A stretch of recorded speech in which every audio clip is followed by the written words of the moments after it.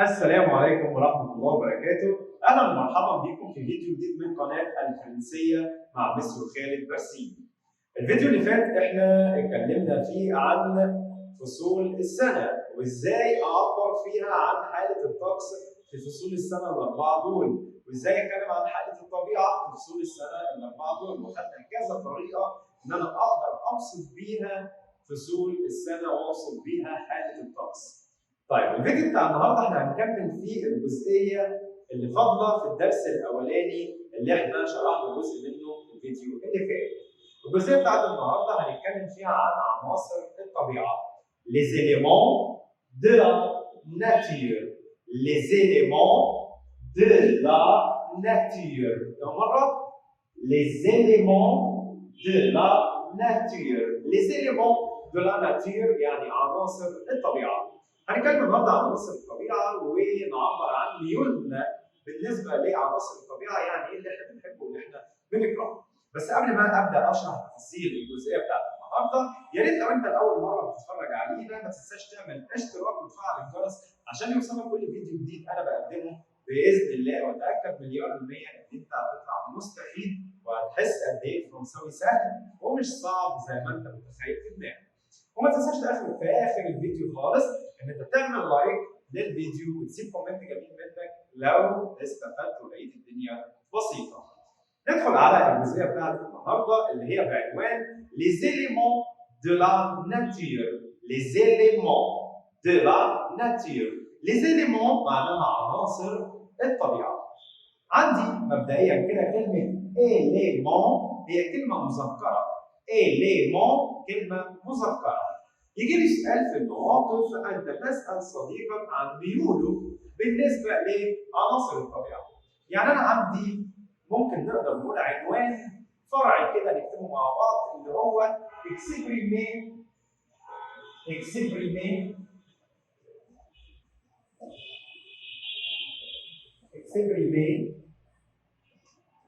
le goût. التعبير عن الميول le goût pour les éléments de la nature. أو ممكن التعبير عن الميول للطبيعة les éléments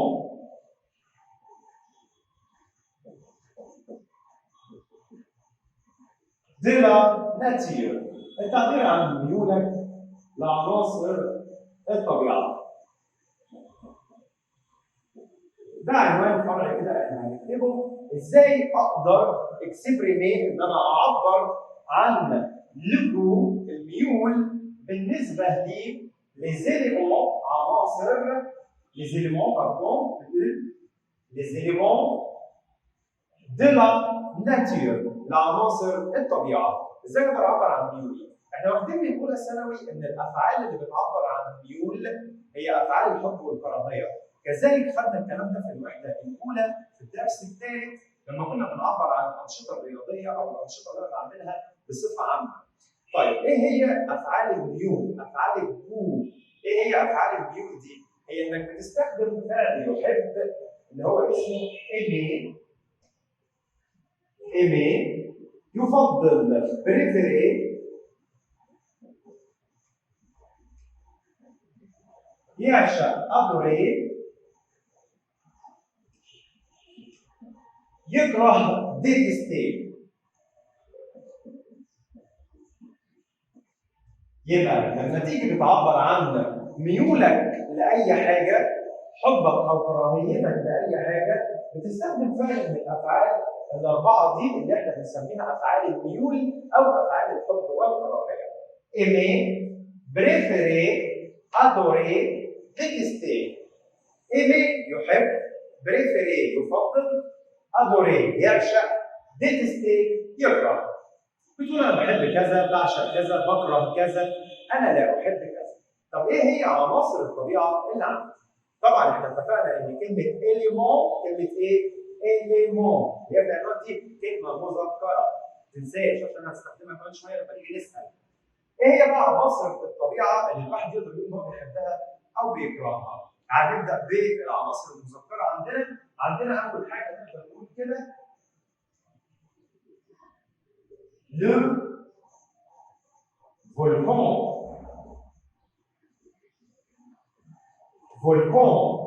فولكان البركان، واحد مجنون ومهووس بالبراكين وبيحب يتفرج عليها ويسمع عنها وبيحب يشوف شكل الحمم البركانيه، فهو عايز يقول انا بحب لو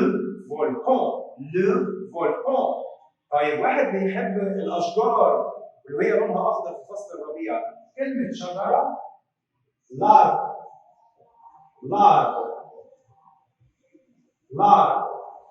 طبعا هنكتب ما بين قوسين جنبها حرف الام ان هي كلمه ماسكولا يعني مذكره.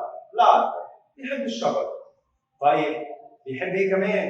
اللي بيقف على الشجر، العصافير، بيحب شكل الطيور، العصافير. كلمه عصفور اسمها لوازو. وطبعا كلمه لوازو هي كمان كلمه ايه؟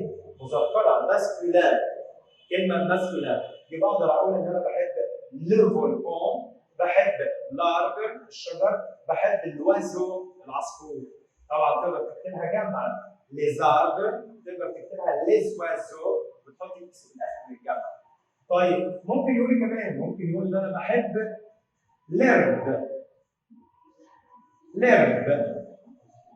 ارب يعني العشب، ودي كلمه فيمينا، كلمه مؤنثه. لرب بحب شكل العشب الاخضر، النجيله الخضراء اللي احنا بنشوفها. لرب كلمه مؤنثه، لرب العشب. بحب شكل اللامونتانيا، بحب شكل المونتانيا. يعني ايه مونتانيا؟ مونتانيا يعني الجبل، بحب شكل المونتانيا. طب ايه كمان؟ بحب شكل الارض كومبانيا اللي هو الريف، بحب شكل الريف في الطبيعه، الريف بالنباتات والزهور الموجوده فيه. يبقى اقدر اقول ان انا بحب لو فولكان، بحب لاربر، بحب لوازو، بحب لرب، بحب لا مونتانيا، بحب لا كومبانيا. بحب ايه كمان؟ اقدر اقول ان انا بحب مثلا لاك، بحب شكل البحيره. بحب بحب ايه كمان؟ بحب مثلا لامير البحر، بحب لامير شكل البحر. بحب مثلا لا بلاج الشاطئ، بحب لا بلاج، بحب شكل الشاطئ. طيب بحب ايه كمان؟ ممكن اقول ان انا بحب مثلا شكل الفلور، الورود. ليه؟ فلور الورود. خلي بالك ان كلمه فلور كلمه فيمينا يعني مؤنثه. الفلور. بحب شكل لا ريفيير النهر. لا ريفيير بحب شكل النهر. دي بعض الحاجات في الطبيعه اللي الواحد يقدر يقول هو بيحبها او بيكرهها. تعالوا نقولها مع بعضنا كمان مره. معانا البركان لو فولكان. بحب شكل لاربر اربر. بحب شكل الشجره. بحب شكل لوازو العصفور الطائر. بحب شكل لي فلور الورود. بحب شكل لرب العشب. بحب شكل لا مونتانيا، بحب شكل الجبل. بحب شكل لا كومبانيا الريف. بحب شكل لا ريفيير يعني النهر. بحب شكل لولاك البحيره. بحب شكل لامير البحر. بحب شكل لابلاج الشاطئ. اي حاجه من الحاجات دي هي بتعتبر عنصر de la nature من الطبيعه. طب يا مستر ازاي اقدر اكتب جمله لما يسالني؟ انت تقدر تكتب وتقول انا احب حاجه من الحاجات دي، انا بكره حاجه من الحاجات دي.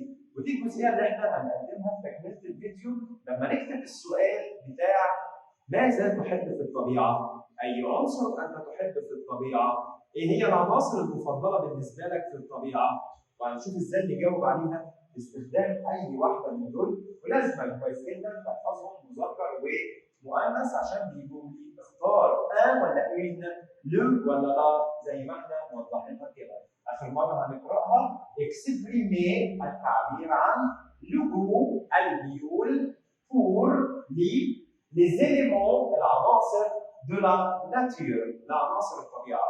يبقى قلنا لما نيجي اعبر عن ميولي لاي حاجه عامه لازم نستخدم فعل aimer يحب، بريفيري يفضل، ادوري يعشق، ديتستي يكره، وتبدا تكتب اي عنصر من العناصر اللي احنا كاتبينها دي: le volcan, l'arbre, l'oiseau, les fleurs, l'herbe, la montagne, la campagne, la rivière, le lac, la mer, la plage. اي كلمه من دول بتكتبها. الجزء الثاني اللي هنبتديها يلا مع بعض وهي ازاي السؤال يجي لي اساسا وازاي اقدر اجاوب عليه. يلا امسك السبوره ونكمل. السؤال بقى ممكن يجي لي ازاي؟ ممكن يقول لي انت تسال صديق عن ميوله بالنسبه لعناصر الطبيعه اللي احنا كنا كاتبينه بالاصفر تحت العنوان. طيب عايز تساله، عايز توجه له سؤال، السؤال يجي ازاي؟ خلي بالك الحاجات دي تبع المواقف. ممكن يسال عن ايه؟ كاتب لي اي عنصر في الطبيعه انت تحب. كلمه عنصر احنا قلنا ان هي كلمه مذكره، فبالتالي هحط لها كل اللي بقل واحده من المفرد المذكر. كل